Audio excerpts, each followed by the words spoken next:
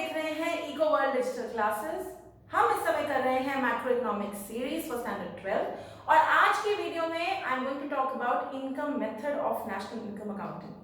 अगर तुम लोगों को याद हो, मैंने लास्ट टाइम कहा था कि जो हमारे 3 मेथड्स नेशनल इनकम अकाउंटिंग में हैं वो 3 फेजेस से रिलेटेड हैं।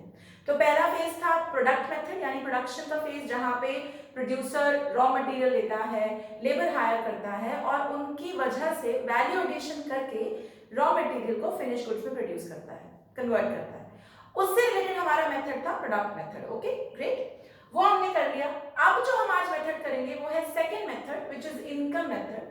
और इनकम मेथड हमारे फेज ऑफ इनकम जनरेशन से रिलेटेड है। तुम्हें याद होगा कि फेज ऑफ इनकम जनरेशन में जितने लोगों ने अपनी सर्विसेज दी, जैसे किसी ने लैंड दिया तो उसको उसके बदले में इनकम हुई, रेंट मिला, या किसी ने काम किया तो उसको उसके बदले में सैलरी मिली यानी इनकम हुई। इसी तरीके से इनकम मेथड जो है, देश में जितने लोग इनकम कमा रहे हैं डिफरेंट तरीकों से, उसको क्लब करके इनकम मेथड बनता है। Okay clear? चलो अब फॉर्मूले पे ध्यान देते हैं। Let's begin with understanding the formula.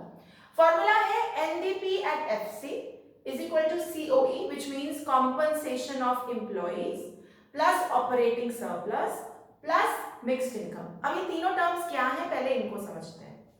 देखो, net domestic product at factor cost क्या है? Domestic income. और अगर आपको याद हो डोमेस्टिक इनकम क्या होता है, हमारी डोमेस्टिक टेरिटरी में जब पैसा कमाया जाता है उसको हम डोमेस्टिक इनकम कहते हैं। तो एक तरीके से इनकम मेथड आपको डोमेस्टिक इनकम निकाल के दे रही है। किन चीजों को ऐड करके?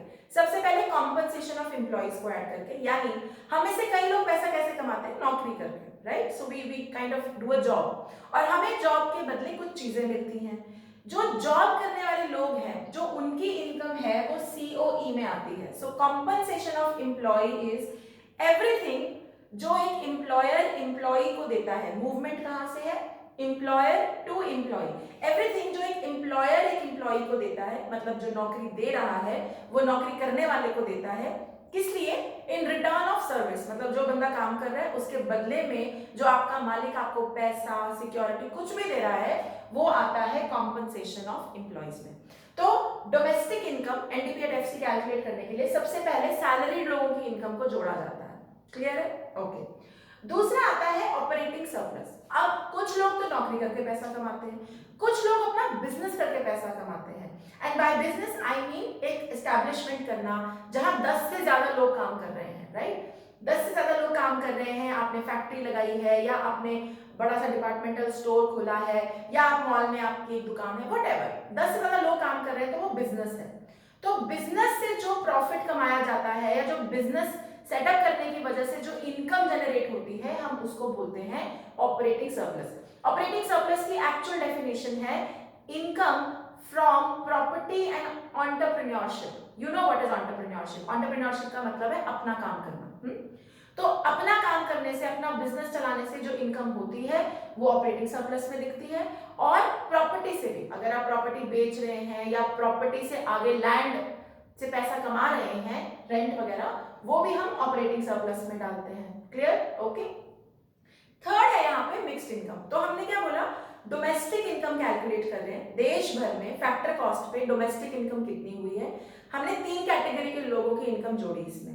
पहले हमने जो सैलरीड लोग हैं, जो नौकरी कर रहे हैं, उनकी इनकम जोड़ी यहाँ पे। फिर जो अपना बिजनेस एस्टैब्लिश करते हैं, 10 से ज्यादा लोग होते हैं, हम उसको बिजनेस बोलते हैं एक्चुअली में, उनका जो प्रॉपर्टी और जो एंटरप्रेन्योरशिप से जो पैसा आता है वो हम ऑपरेटिंग सरप्लस में डालते हैं।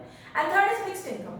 मिक्स्ड इनकम होती है सेल्फ एम्प्लॉयड लोगों की इनकम। एक तीसरी कैटेगरी के लोग होते हैं, जैसे कि मैं हूं, अपना काम खुद कर रही हूँ, बट ये एक टेक्निकली बिजनेस नहीं है क्योंकि 10 से ज्यादा लोग नहीं है यहाँ पे, राइट? सिमिलरली कोई डॉक्टर है, अपना क्लिनिक खोलता है, जब तक क्लिनिक है, जब तक हॉस्पिटल नहीं बन रहा, तब तक उसकी इनकम यहाँ आएगी मिक्स्ड इनकम में। ठीक है? सिमिलरली कोई लॉयर है जो सिंगल हैंडेडली काम करता है, आपके केसेस सॉल्व करता है, उसकी भी इनकम यहाँ आएगी। तो 3 कैटेगरी के लोग हैं, कुछ जो नौकरी करते हैं उनकी इनकम यहाँ, कुछ जो बिजनेस चला रहे हैं या अपनी प्रॉपर्टी को आगे रेंट पे देते हैं, उससे काम करते हैं, उनकी इनकम यहाँ। And third is mixed income of self employed people.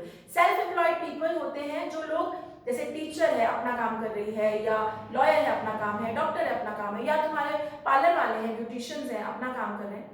Business यहाँ आने के लिए 10 से ज्यादा लोगों का सेटअप होना जरूरी है। ऑलराइट, उनकी इनकम आएगी मिक्स्ड इनकम। क्लियर है? चलो अब आगे बढ़ते हैं। मिक्स्ड इनकम हमेशा आज तक डायरेक्टली गिवन होता है पेपर में, इसके कोई पार्ट्स नहीं है, कुछ नहीं है, क्लियरली लिखा हुआ होगा mixed income of the self employed या फिर सिर्फ मिक्स्ड इनकम, तो इसकी तो कोई दिक्कत नहीं है। इनके पार्ट्स हैं, उन पे ध्यान देंगे।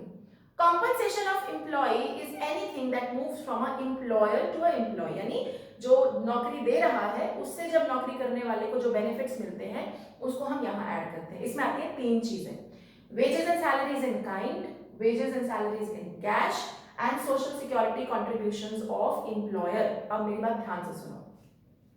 Wages and salaries in cash तो आप सबको समझ में आता है, सैलरी पैसा मिलता है, कैश मिलता है, बैंक में जाता है, वो तो यहाँ आएगा ही आएगा। तो ये सेकंड पॉइंट तो सिंपल है। इन काइंड क्या होता है? कई कंपनीज क्या करती हैं, आपको पैसे के अलावा चीजें भी देती हैं। जैसे हमारी एक कंपनी होती थी जहां हर महीने, हर 2 महीने में, because it was a oil company, आपको ऑयल के बॉटल्स या ऑयल की जो बड़े बड़े कंटेनर्स होते हैं वो मिलते थे। आप चाहें तो वो घर ले जा सकते थे। अब आपको वो क्यों मिल रहे हैं?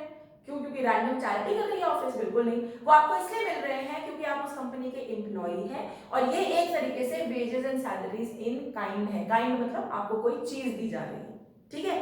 तो पैसा वो इसमें आएगा, कोई भी आपको चीज मिल रही है काइंड में वो भी इसके अंदर आएगा, और तीसरी चीज आएगी सोशल सिक्योरिटी कंट्रीब्यूशन। अब ये सोशल सिक्योरिटी कंट्रीब्यूशन क्या होता है? तुमने सुना होगा ये सब, प्रोविडेंट फंड, पीएफ जिसे बोलते हैं, gratuity, you must have heard these words. अब ये क्या है? क्या होता है कि हर कंपनी, हमारे यहाँ लॉ है, ये लॉ कहता है कि हर एम्प्लॉयर जो हर एम्प्लॉई जो परमानेंट है, जो अगर कोई बंदा परमानेंट कंपनी का एम्प्लॉई है तो उसको उसकी हर महीने उसकी सैलरी से थोड़ा पैसा लीगली, लॉ कहता है, अलग करना जरूरी है, ताकि जब वो रिटायर हो जाए तो उसको एक साथ ये सारा पैसा मिल जाए, ताकि वो अपनी पोस्ट रिटायरमेंट लाइफ आराम से जी सके। ठीक है? इनका एक और नाम है, इनको बोला जाता है रिटायरमेंट बेनिफिट्स। तो एक है social security contribution. Social security मतलब 60 के बाद आपकी सिक्योरिटी बनी रहेगी, आपको पैसे मिलते रहेंगे, इसलिए इनको सोशल सिक्योरिटी बोलते हैं। इनका दूसरा नाम है रिटायरमेंट बेनिफिट्स। तो इसमें क्या क्या आता है? प्रोविडेंट फंड, ग्रेचुइटी फंड, कई बार पीपीएफ भी आता है, पीपल्स प्रोविडेंट फंड। ठीक है? ये चीजें आपको यहाँ ऐड करनी है सीओई में, लेकिन कौन सी वाली? जो एम्प्लॉयर का कंट्रीब्यूशन है। अब ये लाइन यहां पर क्यों आई? पीएफ में क्या होता है, प्रोविडेंट फंड में एक रेट है, इंटरेस्ट रेट, मतलब मान लो 9% का इंटरेस्ट रेट है। कहने का क्या मतलब है? 9%। आपकी जो सैलरी है उसका कुछ परसेंटेज आप एम्प्लॉयर डालता है, मतलब जो आपका बॉस है, जो आपकी कंपनी है, वो डालती है आपके पीएफ के अकाउंट में, और 50% एम्प्लॉय खुद डालता है। करेक्ट? यानी अगर मान लो मेरी बेसिक सैलरी 30,000 है और 10% के हिसाब से इसमें पैसा पीएफ में डाला जाने वाला है, तो 30,000 का 10% कितना है? 3,000। ठीक है? तो 3,000 में से 1,500 कंपनी डालेगी, 1,500 मेरी सैलरी से जाएगा, ऐसे होता है। ठीक है? लेकिन जो 1,500 मैं अपनी सैलरी से कटवा रही हूं वो सीओई में नहीं आएगा, सिर्फ एम्प्लॉयर की कंट्रीब्यूशन आएगी। तो कई बार क्वेश्चन में होगा, आपको दिया जाएगा social security contribution by employ. बच्चे क्या करते हैं? एम्प्लॉय तो देखा नहीं, सोशल सिक्योरिटी कंट्रीब्यूशन सीधा ऐड कर दिया। प्लीज कीप इन माइंड, अगर एम्प्लॉय की कंट्रीब्यूशन लिखी है वो नहीं आएगी। क्यों नहीं आएगी? क्योंकि सीओए की डेफिनेशन है employer to employ, everything that goes from employer to employ. Employ अपने लिए क्या कर रहा है वो यहां नहीं आने वाले। ओके? तो सिर्फ social security contribution of employer यहां पर आएगा सीओई में। अभी क्लियर? गुड। थंब रूल बहुत क्लियर है, अगर कंपोनेंट्स गिवन है और सीओई भी गिवन है तो आपको पता है क्या करना है, आपको कंपोनेंट्स को इग्नोर करना है, डायरेक्टली सीओई देना है। अगर सीओई नहीं गिवन है, कंपोनेंट्स में जो गिवन है, जो नहीं गिवन है उसको 0 लो, और जो गिवन है उसको ऐड करो और सीओई डिराइव कर लो। ठीक है? अगला operating surplus, very simple. Land, income from land, property, rent, तो रेंट आ गया। Profit, income from operating surplus, अपना बिजनेस कर रहे हैं तो प्रॉफिट कमाएंगे, तो rent plus profit plus interest. आपने पैसा आगे किसी को ब्याज पे दिया है, you are trying to earn interest out of it, तो वो भी इनकम यहां पर आएगी, प्लस रॉयल्टी। अब रॉयल्टी क्या होती है? रॉयल्टी समथिंग लाइक आपने एक बिजनेस, आप बुक्स लिखते हैं या आपने वीडियोस बनाई हैं या आप आप कोई रिटन मटेरियल कंटेंट क्रिएट करते हैं, उस पे आपको जो इनकम होती है उसे रॉयल्टी बोला जाता है। तो जब कोई ऑथर बुक लिखता है उसको हर महीने कुछ पैसे आते हैं, that is known as royalty, that is royalty. तो वो यहाँ पर आएगा, rent plus profit plus interest plus royalty. अब इन सबको तो ये सब डायरेक्टली गिवन होगा, rent interest royalty directly given होगा, कोई झोल नहीं है यहाँ पर। बट प्रॉफिट के आगे 3 हिस्से हैं और बहुत सिंपल है। तो प्रॉफिट का पहला हिस्सा कॉर्पोरेट टैक्स। कॉर्पोरेट टैक्स मतलब तुम्हें पता होना चाहिए कि हर कंपनी को सरकार को टैक्स देना पड़ता है और वो टैक्स को कॉर्पोरेट टैक्स बोलते हैं। लेकिन टैक्स हमेशा प्रॉफिट में से निकलता है। जब हम कैलकुलेशन करते हैं तो पहले हम प्रॉफिट निकालते हैं, फिर उस प्रॉफिट का 20-30% जो भी टैक्स सरकार को देना है वो दिया जाता है, कॉर्पोरेट टैक्स। तो प्रॉफिट में से कॉर्पोरेट टैक्स निकलता है, तो एक कंपोनेंट हो गया कॉर्पोरेट टैक्स। अगला अनडिस्ट्रीब्यूटेड प्रॉफिट्स। तुम आप you guys are reading accountancy, you know कि कई बार कंपनी कुछ प्रॉफिट में से पैसा उठाती है और उसे सेव कर लेती है, जनरल रिजर्व में डाल देती है। इसको हम जनरल रिजर्व में भी कह सकते हैं, अनडिस्ट्रीब्यूटेड प्रॉफिट्स भी कह सकते हैं, या हम इसको कॉर्पोरेट सेविंग भी कह सकते हैं, क्योंकि ये सेविंग है। मेरा प्रॉफिट मान लो, फॉर एग्जांपल मेरा प्रॉफिट मान लो 4 लाख का हुआ, तो मैंने 2 लाख उठा के अपने कंपनी के अकाउंट में डाल दिए। क्यों डाले? आगे मेरे काम आने वाला है।